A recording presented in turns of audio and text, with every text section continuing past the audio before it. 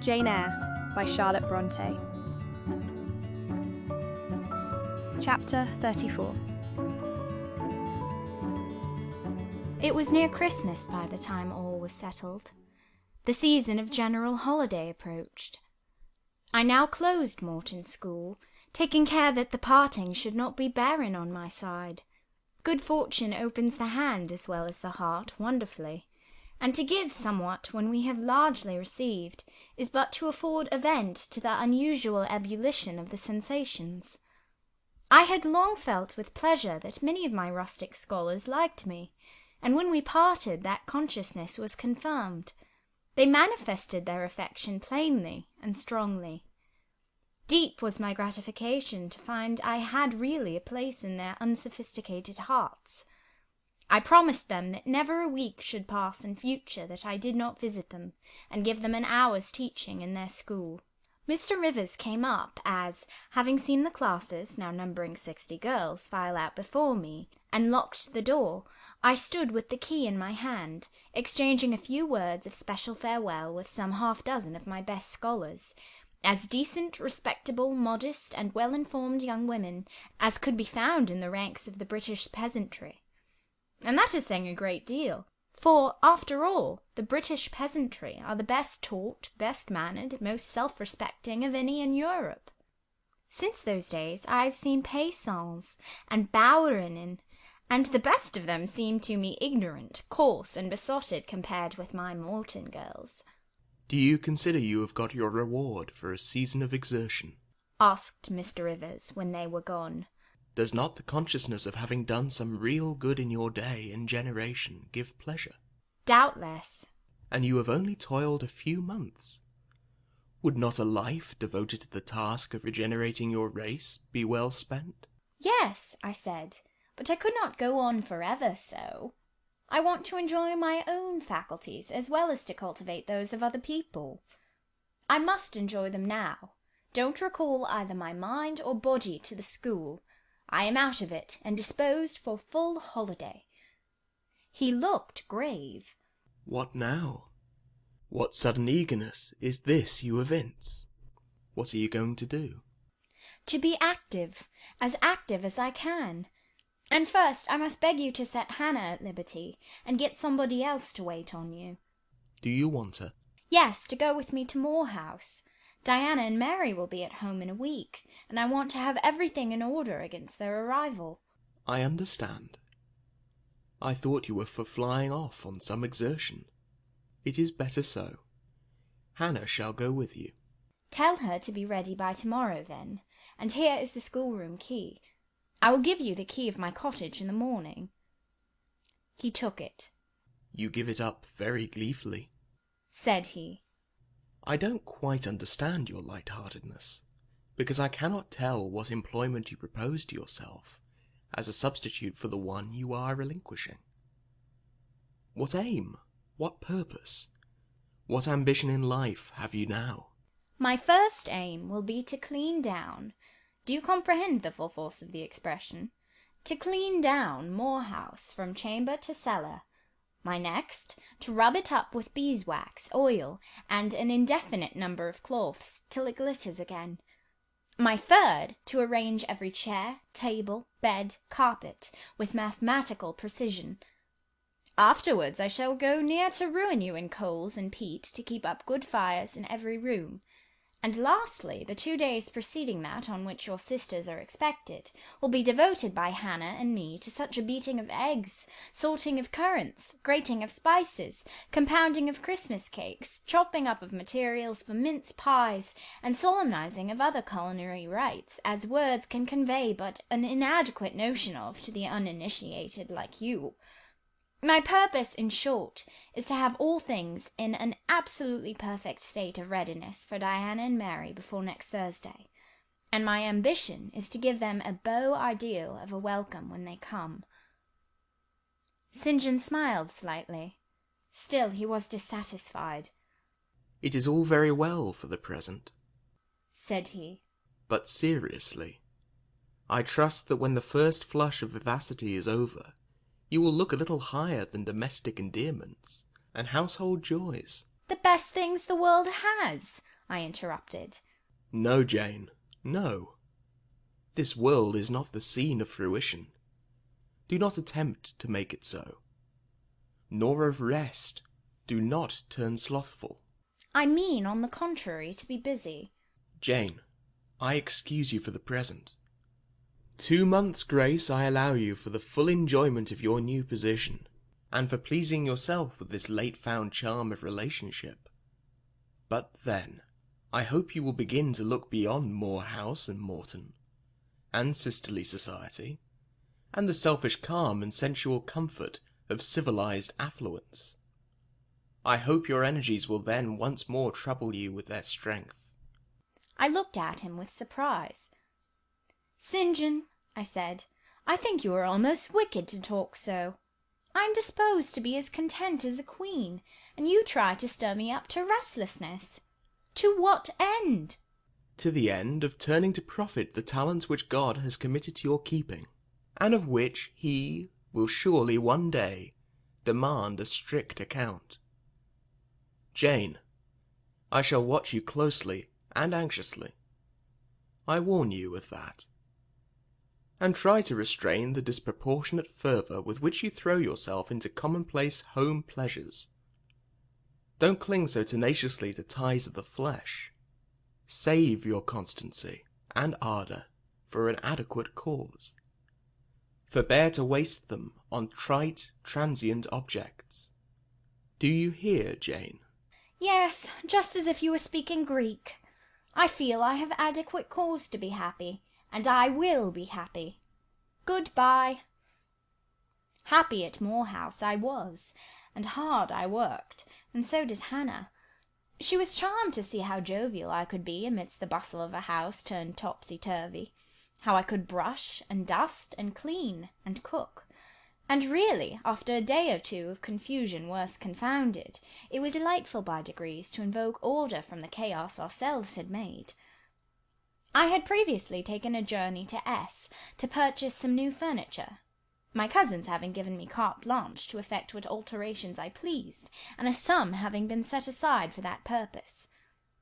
The ordinary sitting-room and bedrooms I left much as they were, for I knew Diana and Mary would derive more pleasure from seeing again the old homely tables and chairs and beds than from the spectacle of the smartest innovations. Still, some novelty was necessary to give their return piquancy with which I wished it to be invested. Dark, handsome new carpets and curtains, an arrangement of some carefully selected antique ornaments in porcelain and bronze, new coverings and mirrors, and dressing-cases for the toilet tables, answered the end. They looked fresh without being glaring. A spare parlour and bedroom I refurnished entirely, with old mahogany and crimson upholstery. I laid canvas on the passage, and carpets on the stairs. When all was finished, I thought Moor House as complete a model of bright, modest snugness within, as it was at this season a specimen of wintry waste and desert dreariness without. The eventful Thursday at length came. They were expected about dark, and ere dusk fires were lit upstairs and below, the kitchen was in perfect trim. Hannah and I were dressed, and all was in readiness. St. John arrived first. I had entreated him to keep quite clear of the house till everything was arranged, and indeed the bare idea of the commotion, at once sordid and trivial, going on within its walls, sufficed to scare him to estrangement. He found me in the kitchen, watching the progress of certain cakes for tea, then baking. Approaching the hearth, he asked, If I was at last satisfied with housemaid's work. I answered by inviting him to accompany me on a general inspection of the result of my labours. With some difficulty I got him to make the tour of the house. He just looked in at the doors I opened, and when he had wandered upstairs and downstairs, he said I must have gone through a great deal of fatigue and trouble to have effected such considerable changes in so short a time. But not a syllable did he utter, indicating pleasure in the improved aspect of his abode. This silence dampened me. I thought perhaps the alterations had disturbed some old associations he valued. I inquired whether this was the case, no doubt in a somewhat crestfallen tone. Not at all. He had, on the contrary, remarked that I had scrupulously represented every association. He feared, indeed, I must have bestowed more thought on the matter than it was worth. How many minutes, for instance, had I devoted to studying the arrangement of this very room? By the by, could I tell him where such a book was? I showed him the volume on the shelf. He took it down, and withdrawing to his accustomed window recess, he began to read it. Now, I did not like this reader. St. John was a good man, but I began to feel he had spoken truth of himself when he said he was hard and cold. The humanities and amenities of life had no attraction for him, its peaceful enjoyments no charm. Literally, he lived only to aspire, after what was good and great, certainly, but still he would never rest, nor approve of others resting round him. As I looked at his lofty forehead, still and pale as a white stone, at his fine lineaments fixed in study, I comprehended all at once that he would hardly make a good husband, that it would be a trying thing to be his wife. I understood, as by inspiration, the nature of his love for Miss Oliver. I agreed with him that it was but a love of the senses. I comprehended how he should despise himself for the feverish influence it exercised over him, how he should wish to stifle and destroy it, how he should mistrust its ever conducting permanently to his happiness or hers. I saw he was of the material from which nature hews her heroes, Christian and pagan, her lawgivers, her statesmen, her conquerors, a steadfast bulwark for great interests to rest upon, but at the fireside too often a cold cumbrous column, gloomy and out of place. This parlour is not his sphere, I reflected. The Himalayan ridge or Kaffir bush, even the plague-cursed Guinea coast swamp would suit him better. Well may he eschew the calm of domestic life. It is not his element. There his faculties stagnate, they cannot develop or appear to advantage. It is in scenes of strife and danger, where courage is proved, and energy exercised, and fortitude tasked, that he will speak and move the leader and superior. A merry child would have the advantage of him on this hearth. He is right to choose a missionary's career. I see it now. "They're coming, they're coming!" cried Hannah, throwing open the parlour door. At the same moment old Carlo barked joyfully. Out I ran. It was now dark, but a rumbling of wheels was audible. Hannah soon had a lantern lit. The vehicle had stopped at the wicket. The driver opened the door. First one well-known form, then another stepped out. In a minute I had my face under their bonnets, in contact first with Mary's soft cheek, then with Diana's flowing curls. They laughed, kissed me, then Hannah, patted Carlo, who was half wild with delight, asked eagerly if all was well, and being assured in the affirmative, hastened into the house. They were stiff with their long and jolting drive from Whitcross, and chilled with the frosty night air, but their pleasant countenances expanded to the cheerful firelight. While the driver and Hannah brought in the boxes, they demanded St. John. At this moment he advanced from the parlour. They both threw their arms round his neck at once.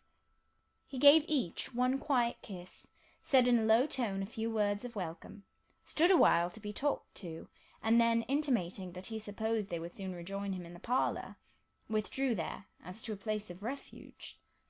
I had lit their candles to go upstairs, but Diana had first to give hospitable orders respecting the driver. This done, both followed me. They were delighted with the renovation and decorations of their rooms, with the new drapery and fresh carpets and rich tinted china vases. They expressed their gratification ungrudgingly. I had the pleasure of feeling that my arrangements met their wishes exactly, and that what I had done added a vivid charm to their joyous return home. Sweet was that evening. My cousins, full of exhilaration, were so eloquent in narrative and comment that their fluency covered St. John's taciturnity. He was sincerely glad to see his sisters, but in their glow of fervour and flow of joy he could not sympathize. The event of the day, that is, the return of Diana and Mary, pleased him, but the accompaniments of that event, the glad tumult, the garrulous glee of reception, irked him. I saw he wished the calmer morrow was come. In the very meridian of the night's enjoyment, about an hour after tea, a rap was heard at the door. Hannah entered with the intimation that a poor lad was come at that unlikely time to fetch Mr. Rivers to see his mother, who was drawing away. Where does she live, Hannah? Clear up at Whitcross Brow, almost 4 miles off, and moor and moss all the way. Tell him I will go. I'm sure, sir, you had better not. It's the worst road to travel after dark that can be. There's no track at all over the bog, and then it is such a bitter night, the keenest wind you ever felt. You had better send word, sir, that you will be there in the morning. But he was already in the passage, putting on his cloak, and without one objection, one murmur, he departed. It was then 9 o'clock. He did not return till midnight. Starved and tired enough he was, but he looked happier than when he set out. He had performed an act of duty, made an exertion, felt his own strength to do and deny, and was on better terms with himself. I am afraid the whole of the ensuing week tried his patience. It was Christmas week. We took to no settled employment, but spent it in a sort of merry domestic dissipation. The air of the moors, the freedom of home, the dawn of prosperity, acted on Diana and Mary's spirits like some life-giving elixir. They were gay from morning till noon, and from noon till night. They could always talk, and their discourse, witty, pithy, original, had such charms for me that I preferred listening to, and sharing in it, to doing anything else. St. John did not rebuke our vivacity, but he escaped from it. He was seldom in the house. His parish was large, the population scattered, and he found daily business in visiting the sick and poor in its different districts. One morning at breakfast, Diana, after looking a little pensive for some minutes, asked him, if his plans were yet unchanged. Unchanged and unchangeable, was the reply. And he proceeded to inform us that his departure from England was now definitively fixed for the ensuing year. And Rosamond Oliver? Suggested Mary, the words seeming to escape her lips involuntarily, for no sooner had she uttered them than she made a gesture as if wishing to recall them. St. John had a book in his hand. It was his unsocial custom to read at meals. He closed it and looked up. Rosamond Oliver, said he, is about to be married to Mr. Granby, one of the best connected and most estimable residents in S. Grandson and heir to Sir Frederick Granby. I had the intelligence from her father yesterday. His sisters looked at each other, and at me. We all three looked at him. He was serene as glass. The match must have been got up hastily, said Diana. They cannot have known each other long. But 2 months. They met in October at the country ball at S. But where there are no obstacles to a union, as in the present case, where the connection is in every point desirable, delays are unnecessary. They will be married as soon as S. Place, which Sir Frederick gives up to them, can be refitted for their reception. The first time I found St. John alone after this communication, I felt tempted to inquire if the event distressed him, but he seemed so little to need sympathy, that so far from venturing to offer him more, I experienced some shame at the recollection of what I had already hazarded. Besides, I was out of practice in talking to him. His reserve was again frozen over, and my frankness was congealed beneath it. He had not kept his promise of treating me like his sisters.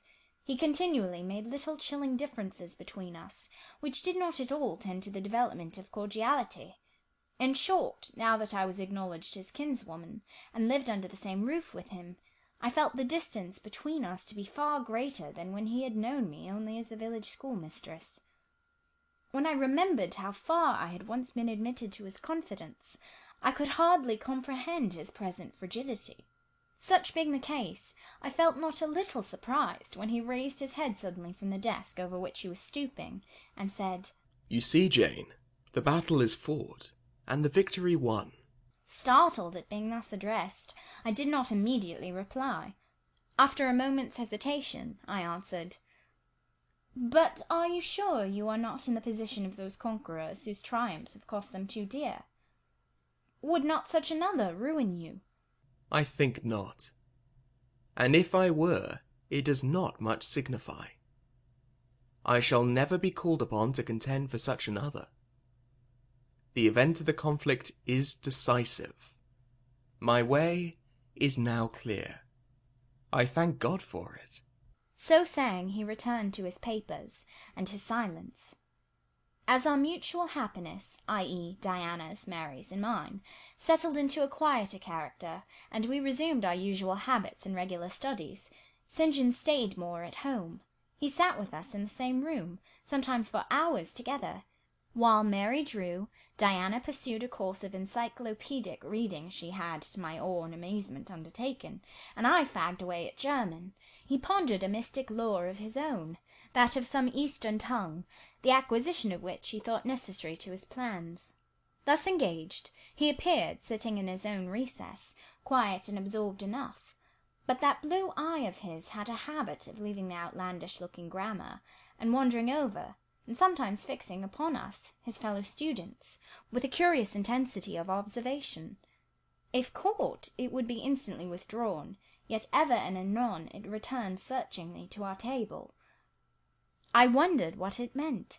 I wondered, too, at the punctual satisfaction he never failed to exhibit on an occasion that seemed to me of small moment, namely my weekly visit to Morton School. And still more was I puzzled when, if the day was unfavourable, if there was snow or rain or high wind, and his sisters urged me not to go, he would invariably make light of their solicitude, and encourage me to accomplish the task without regard to the elements. Jane is not such a weakling as you would make her, he would say. She can bear a mountain blast, or a shower, or a few flakes of snow as well as any of us. Her constitution is both sound and elastic, better calculated to endure variations of climate than many more robust. And when I returned, sometimes a good deal tired, and not a little weather-beaten, I never dared complain, because I saw that to murmur would be to vex him. On all occasions fortitude pleased him. The reverse was a special annoyance. One afternoon, however, I got leave to stay at home, because I really had a cold. His sisters were gone to Morton in my stead. I sat reading Schiller, he deciphering his crabbed oriental scrolls. As I exchanged a translation for an exercise, I happened to look his way. There I found myself under the influence of the ever-watchful blue eye. How long it had been searching me through and over, I cannot tell. So keen was it, and yet so cold, I felt for the moment superstitious, as if I were sitting in the room with something uncanny. Jane, what are you doing? Learning German. I want you to give up German and learn Hindustani. You are not in earnest.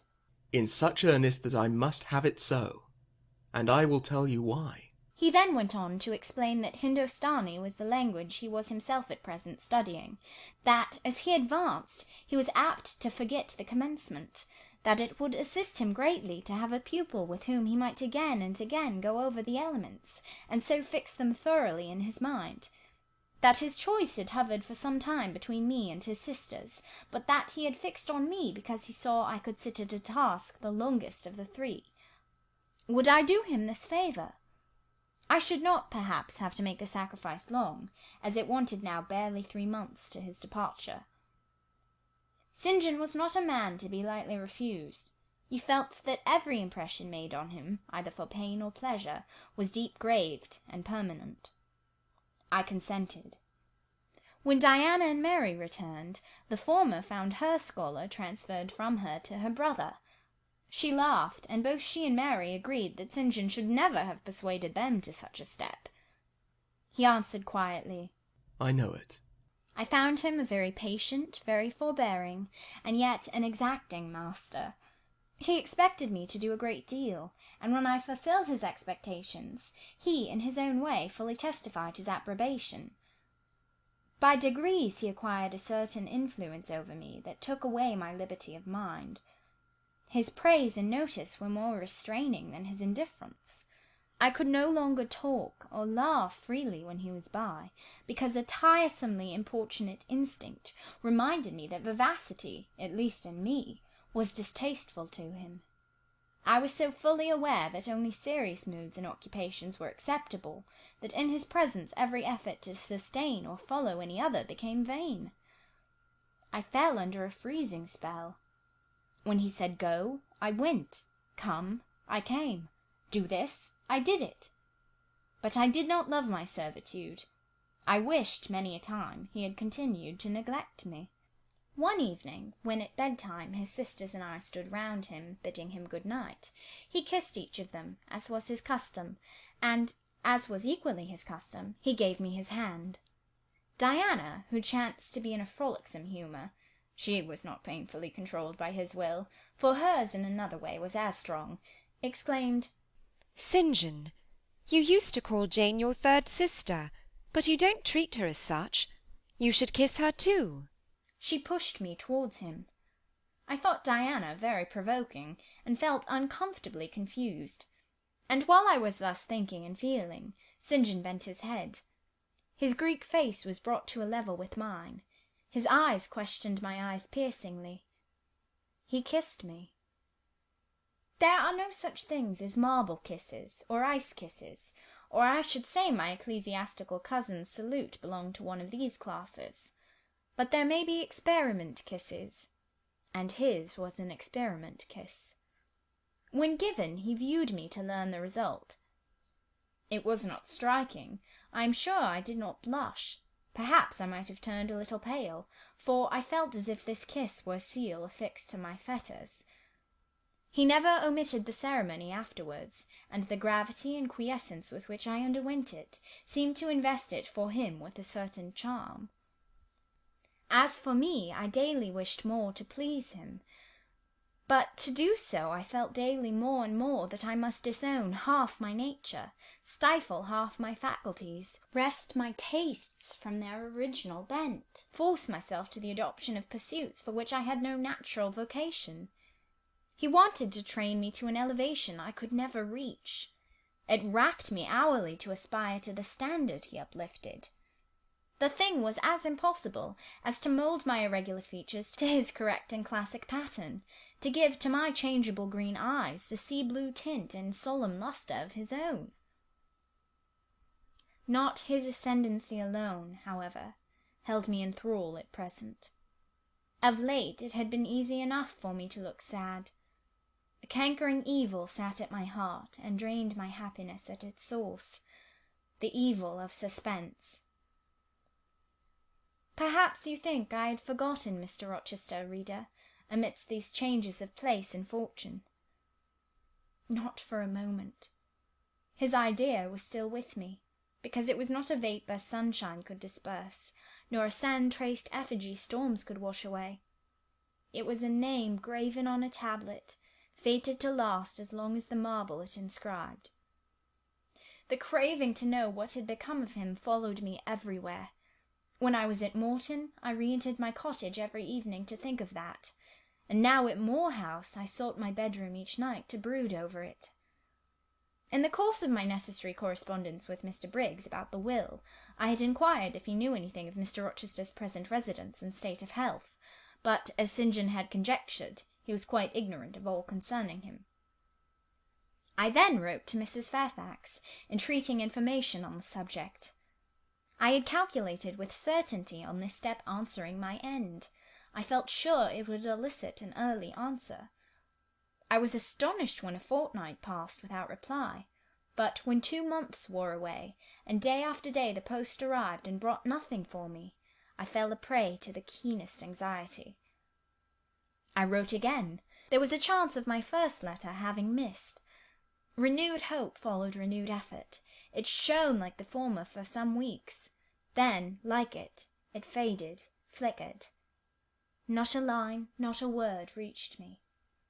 When half a year wasted in vain expectancy, my hope died out, and then I felt dark indeed. A fine spring shone round me, which I could not enjoy. Summer approached. Diana tried to cheer me. She said I looked ill, and wished to accompany me to the seaside. This St. John opposed. He said I did not want dissipation. I wanted employment. My present life was too purposeless. I required an aim. And I suppose, by way of supplying deficiencies, he prolonged still further my lessons in Hindustani, and grew more urgent in requiring their accomplishment. And I, like a fool, never thought of resisting him. I could not resist him. One day I had come to my studies in lower spirits than usual. The ebb was occasioned by a poignantly felt disappointment. Hannah had told me in the morning there was a letter for me, and when I went down to take it, almost certain that the long-looked-for tidings were vouchsafed me at last, I found only an unimportant note from Mr. Briggs on business. The bitter cheque had wrung from me some tears, and now, as I sat poring over the crabbed characters and flourishing tropes of an Indian scribe, my eyes filled again. St. John called me to his side to read. In attempting to do this, my voice failed me. Words were lost in sobs. He and I were the only occupants of the parlour. Diana was practising her music in the drawing-room. Mary was gardening. It was a very fine May day, clear, sunny, and breezy. My companion expressed no surprise at this emotion, nor did he question me as to its cause. He only said, "We will wait a few minutes, Jane, till you are more composed." And while I smothered the paroxysm with all haste, he sat calm and patient, leaning on his desk, and looking like a physician watching with the eye of science an expected and fully understood crisis in a patient's malady. Having stifled my sobs, wiped my eyes, and muttered something about not being very well that morning, I resumed my task, and succeeded in completing it. St. John put away my books and his, locked his desk, and said, "Now, Jane, you shall take a walk, and with me." "I will call Diana and Mary." "No. I want only one companion this morning, and that must be you. Put on your things. Go out by the kitchen door. Take the road towards the head of Marsh Glen. I will join you in a moment." I know no medium. I never in my life have known any medium in my dealings with positive, hard characters, antagonistic to my own, between absolute submission and determined revolt. I have always faithfully observed the one, up to the very moment of bursting, sometimes with volcanic vehemence, into the other, and as neither present circumstances warranted, nor my present mood inclined me to mutiny, I observed careful obedience to St. John's directions, and in 10 minutes I was treading the wild track of the glen, side by side with him.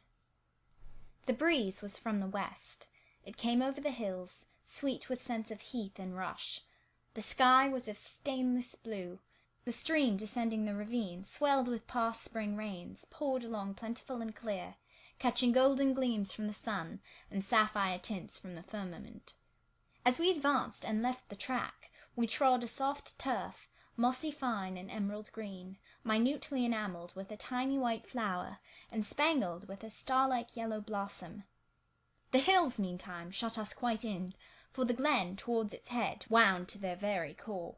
"Let us rest here," said St. John, as we reached the first stragglers of a battalion of rocks, guarding a sort of pass, beyond which the beck rushed down a waterfall, and where, still a little farther, the mountain shook off turf and flower, had only heath for raiment, and crag for gem, where it exaggerated the wild to the savage, and exchanged the fresh for the frowning, where it guarded the forlorn hope of solitude, and a last refuge for silence.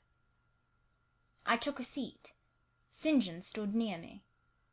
He looked up the pass and down the hollow. His glance wandered away with the stream, and returned to traverse the unclouded heaven which coloured it. He removed his hat, let the breeze stir his hair and kiss his brow. He seemed in communion with the genius of the haunt. With his eye he bade farewell to something. "And I shall see it again," he said aloud, "in dreams when I sleep by the Ganges, and again in a more remote hour, when another slumber overcomes me, on the shore of a darker stream." Strange words of a strange love, an austere patriot's passion for his fatherland. He sat down. For half an hour we never spoke, neither he to me nor I to him. That interval past, he recommenced. Jane, I go in 6 weeks. I have taken my berth in an East Indiaman, which sails on the 20th of June. God will protect you, for you have undertaken his work, I answered. Yes, said he. There is my glory and joy. I am the servant of an infallible master. I am not going out under human guidance, subject to the defective laws and erring control of my feeble fellow worms.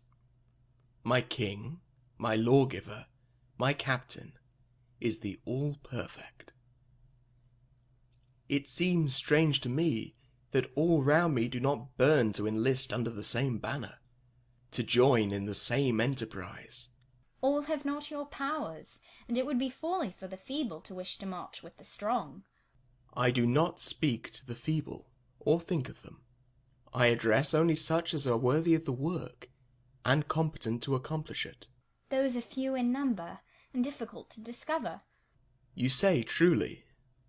But when found, it is right to stir them up, to urge and exhort them to the effort, to show them what their gifts are, and why they were given, to speak heaven's message in their ear, to offer them, direct from God, a place in the ranks of his chosen.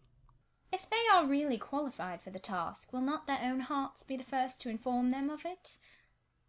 I felt as if an awful charm was framing round and gathering over me.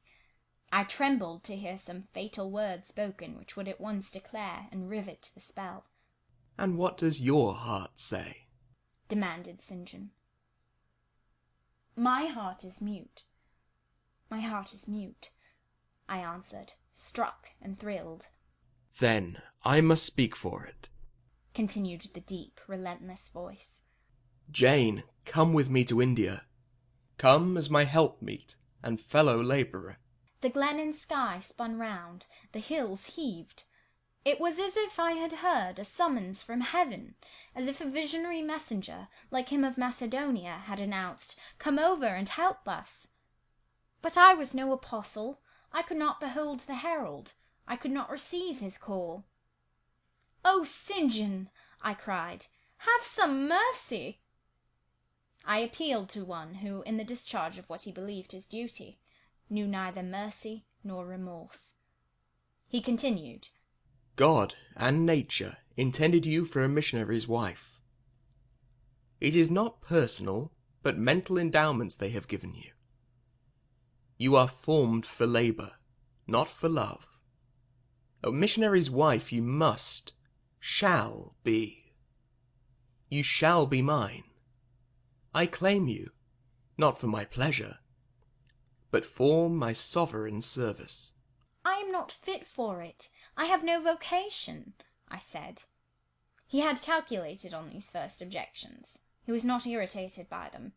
Indeed, as he leaned back against the crag behind him, folded his arms on his chest, and fixed his countenance, I saw he was prepared for a long and trying opposition, and had taken in a stock of patience to last him to its close, resolved, however, that that close should be conquest for him. Humility, Jane, said he, is the groundwork of Christian virtues. You say right that you are not fit for the work. Who is fit for it? Or who that ever was truly called believed himself worthy of the summons? I, for instance, am but dust and ashes. With St. Paul I acknowledge myself the chiefest of sinners, but I do not suffer this sense of my personal vileness to daunt me.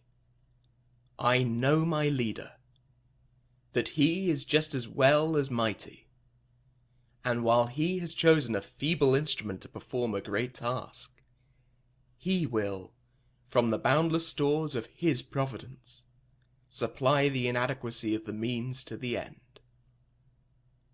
Think like me, Jane. Trust like me.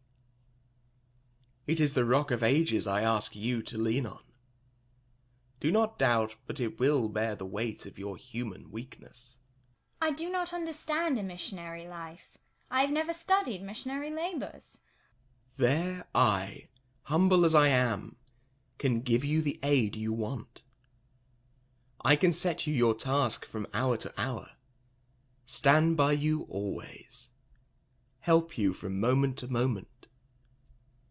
This I could do in the beginning. Soon, for I know your powers, you would be as strong and apt as myself, and would not require my help.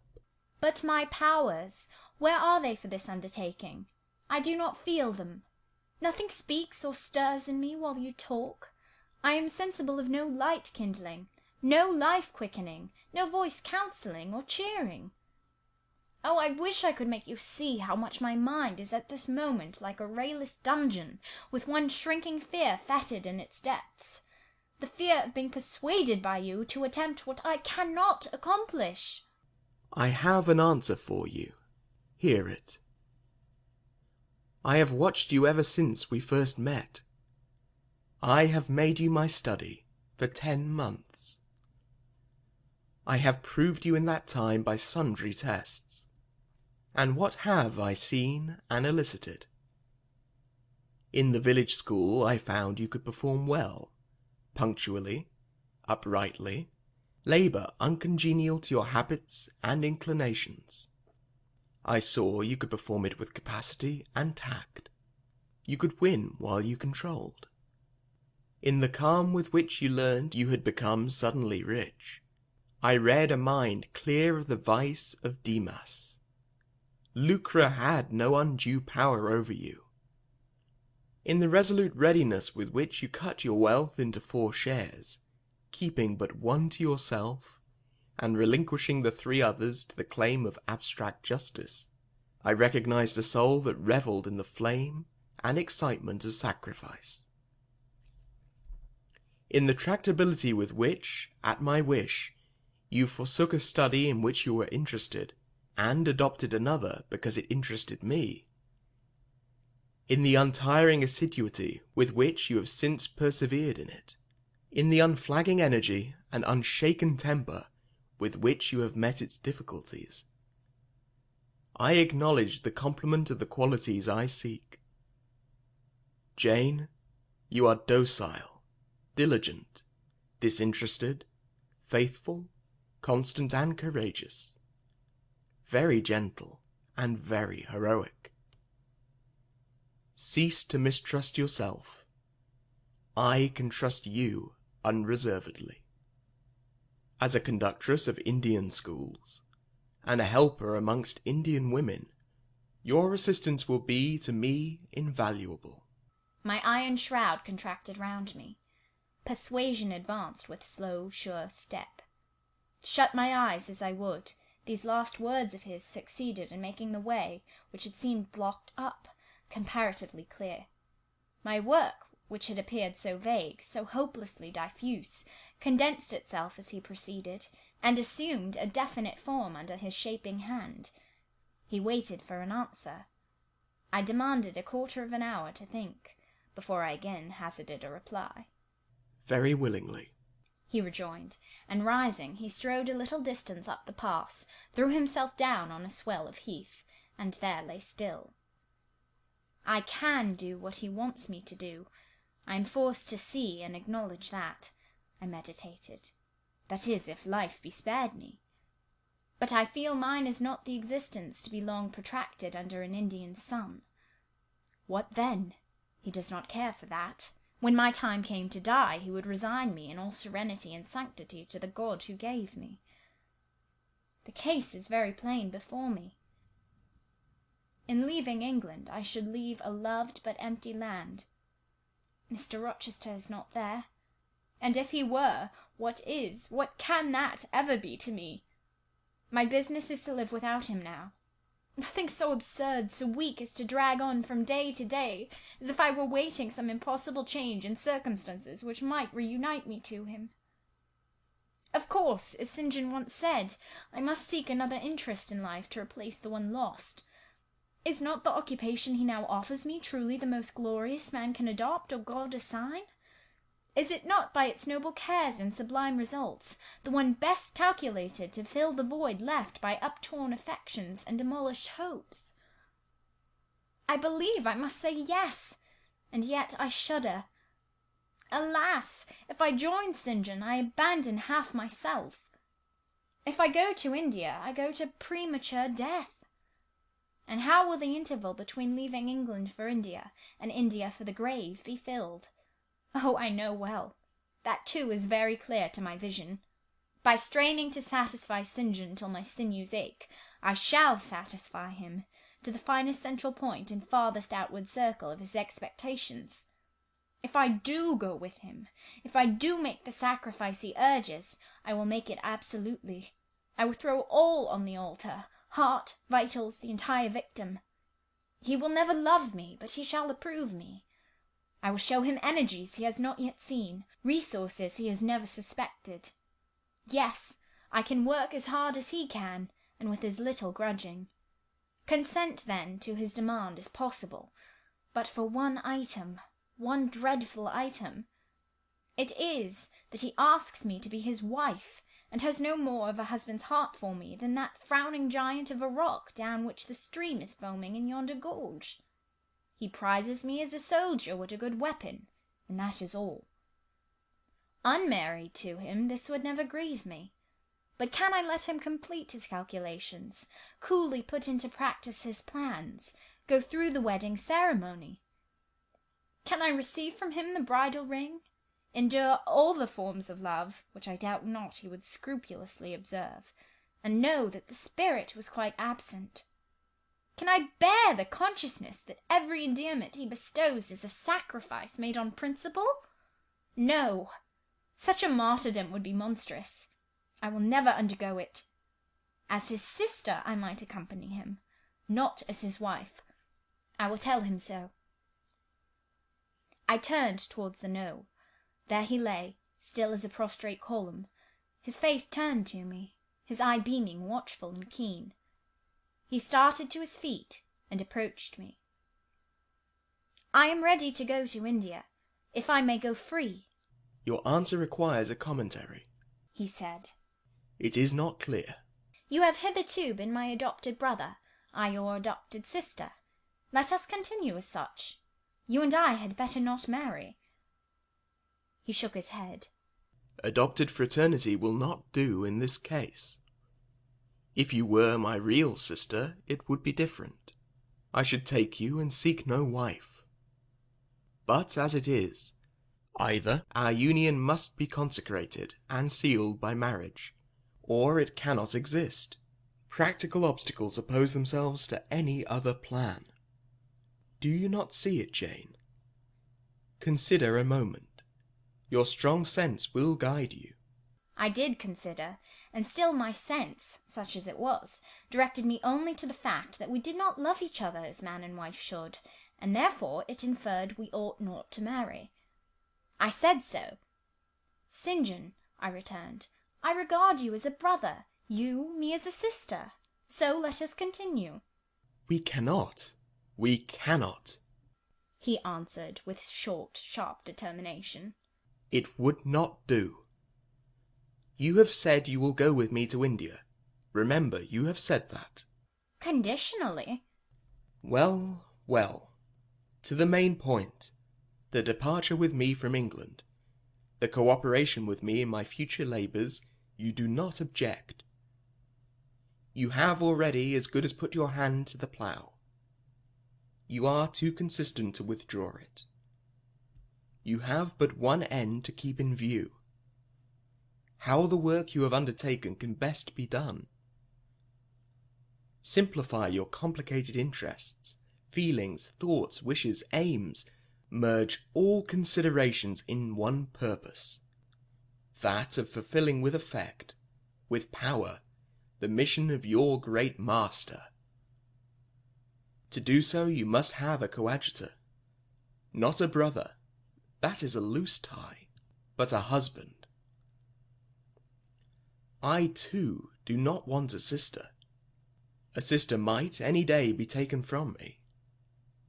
I want a wife, the sole helpmeet I can influence efficiently in life, and retain absolutely till death. I shuddered as he spoke. I felt his influence in my marrow, his hold on my limbs. Seek one elsewhere than in me, St. John. Seek one fitted to you. One fitted to my purpose, you mean? Fitted to my vocation? Again, I tell you, it is not the insignificant private individual, the mere man with the man's selfish senses, I wish to mate. It is the missionary. And I will give the missionary my energies. It is all he wants, but not myself. That would be only adding the husk and shell to the kernel. For them he has no use. I retain them. You cannot. You ought not. Do you think God will be satisfied with half an oblation? Will he accept a mutilated sacrifice? It is the cause of God I advocate. It is under his standard I enlist you. I cannot accept on his behalf a divided allegiance. It must be entire. Oh, I will give my heart to God, I said. You do not want it. I will not swear, reader, that there was not something of repressed sarcasm, both in the tone in which I uttered the sentence, and in the feeling that accompanied it. I had silently feared St. John till now, because I had not understood him. He had held me in awe, because he had held me in doubt. How much of him was saint, how much mortal, I could not heretofore tell, but revelations were being made in this conference. The analysis of his nature was proceeding before my eyes. I saw his fallibilities. I comprehended them. I understood that, sitting there where I did, on the bank of heath, and with that handsome form before me, I sat at the feet of a man, caring as I. The veil fell from his hardness and despotism. Having felt in him the presence of these qualities, I felt his imperfection, and took courage. I was with an equal, one with whom I might argue, one whom, if I saw good, I might resist. He was silent after I had uttered the last sentence, and I presently risked an upward glance at his countenance. His eye, bent on me, expressed at once stern surprise and keen inquiry. Is she sarcastic, and sarcastic to me? It seemed to say. What does this signify? Do not let us forget that this is a solemn matter, he said ere long, one of which we may neither think nor talk lightly without sin. I trust, Jane, you are in earnest when you say you will serve your heart to God. It is all I want. Once wrench your heart from man and fix it on your Maker. The advancement of that Maker's spiritual kingdom on earth will be your chief delight and endeavour. You will be ready to do at once whatever furthers that end. You will see what impetus would be given to your efforts and mine by our physical and mental union in marriage, the only union that gives a character of permanent conformity to the destinies and designs of human beings, and, passing over all minor caprices, all trivial difficulties and delicacies of feeling, all scruple about the degree, kind, strength, or tenderness of mere personal inclination, you will hasten to enter into that union at once. Shall I said briefly, and I looked at his features, beautiful in their harmony, but strangely formidable in their still severity, at his brow, commanding but not open, at his eyes, bright and deep and searching, but never soft, at his tall, imposing figure, and fancied myself an idea, his wife. Oh, it would never do! As his curate, his comrade, all would be right. I would cross oceans with him in that capacity, toil under eastern suns and Asian deserts with him in that office, admire and emulate his courage and devotion and vigour, accommodate quietly to his masterhood, smile undisturbed at his ineradicable ambition, discriminate the Christian from the man, profoundly esteem the one and freely forgive the other. I should suffer often, no doubt, attached to him only in this capacity. My body would be under rather a stringent yoke, but my heart and mind would be free. I should still have my unblighted self to turn to, my natural unenslaved feelings with which to communicate in moments of loneliness. There would be recesses in my mind which would be only mine, to which he never came, and sentiments growing there fresh and sheltered, which his austerity could never blight, nor his measured warrior march trample down. But as his wife, at his side always, and always restrained, and always checked, forced to keep the fire of my nature continually low, to compel it to burn inwardly and never utter a cry, though the imprisoned flame consumed vital after vital, this would be unendurable. "St. John," I exclaimed, when I had got so far in my meditation. "Well?" he answered icily. "I repeat, I freely consent to go with you as your fellow missionary, but not as your wife.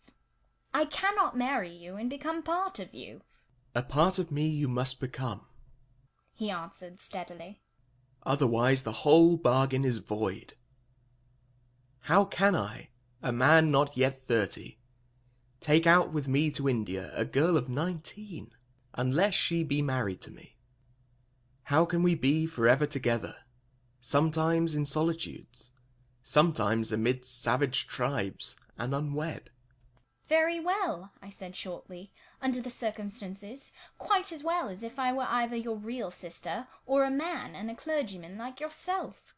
"It is known that you are not my sister. I cannot introduce you as such. To attempt it would be to fasten injurious suspicions on us both. And for the rest, though you have a man's vigorous brain, you have a woman's heart, and it would not do." "It would do," I affirmed with some disdain, "perfectly well. I have a woman's heart, but not where you are concerned. For you I have only a comrade's constancy, a fellow soldier's frankness, fidelity, fraternity, if you like, a neophyte's respect and submission to his hierophant. Nothing more, don't fear." "It is what I want," he said, speaking to himself. "It is just what I want. And there are obstacles in the way. They must be hewn down. Jane, you would not repent marrying me. Be certain of that. We must be married. I repeat it, there is no other way, and undoubtedly enough of love would follow upon marriage to render the union right, even in your eyes." "I scorn your idea of love," I could not help saying, as I rose up and stood before him, leaning my back against the rock. "I scorn the counterfeit sentiment you offer. Yes, St. John, and I scorn you when you offer it." He looked at me fixedly, compressing his well-cut lips while he did so. Whether he was incensed or surprised, or what, it was not easy to tell. He could command his countenance thoroughly. "I scarcely expected to hear that expression from you," he said. "I think I have done and uttered nothing to deserve scorn." I was touched by his gentle tone, and overawed by his high, calm mien. "Forgive me the words, St. John, but it is your own fault that I have been roused to speak so unguardedly. You have introduced a topic on which our natures are at variance, a topic we should never discuss. The very name of love is an apple of discord between us. If the reality were required, what should we do? How should we feel? My dear cousin, abandon your scheme of marriage. Forget it." "No," said he. "it is a long-cherished scheme, and the only one which can secure my great end. But I shall urge you no further at present. Tomorrow I leave home for Cambridge. I have many friends there to whom I should wish to say farewell. I shall be absent a fortnight. Take that space of time to consider my offer, and do not forget that if you reject it, it is not me you deny, but God. Through my means, he opens to you a noble career. As my wife only can you enter upon it. Refuse to be my wife, and you limit yourself forever to a track of selfish ease and barren obscurity. Tremble lest, in that case, you should be numbered with those who have denied the faith, and are worse than infidels." He had done. Turning from me, he once more looked to river, looked to hill. But this time his feelings were all pent in his heart. I was not worthy to hear them uttered. As I walked by his side homeward, I read well in his eye and silence all he felt towards me. The disappointment of an austere and despotic nature, which has met resistance where it expected submission, the disapprobation of a cool, inflexible judgment, which has detected in another feelings and views in which it has no power to sympathize. In short, as a man he would have wished to coerce me into obedience. It was only as a sincere Christian he bore so patiently with my perversity, and allowed so long a space for reflection and repentance. That night, after he had kissed his sisters, he thought proper to forget even to shake hands with me, but left the room in silence. I, who, though I had no love, had much friendship for him, was hurt by the marked omission, so much hurt that tears started to my eyes. "I see you and St. John have been quarrelling, Jane," said Diana, "during your walk on the moor. But go after him. He is now lingering in the passage expecting you. He will make it up." I have not much pride under such circumstances. I would always rather be happy than dignified, and I ran after him. He stood at the foot of the stairs. "Good night, St. John," said I. "Good night, Jane," he replied calmly. "Then shake hands," I added. What a cold, loose touch he impressed on my fingers! He was deeply displeased by what had occurred that day. Cordiality would not warm, nor tears move him. No happy reconciliation was to be had with him, no cheering smile or generous word. But still the Christian was patient and placid, and when I asked him if he forgave me, he answered that he was not in the habit of cherishing the remembrance of vexation, that he had nothing to forgive, not having been offended. And with that answer he left me. I would much rather he had knocked me down. End of chapter 34.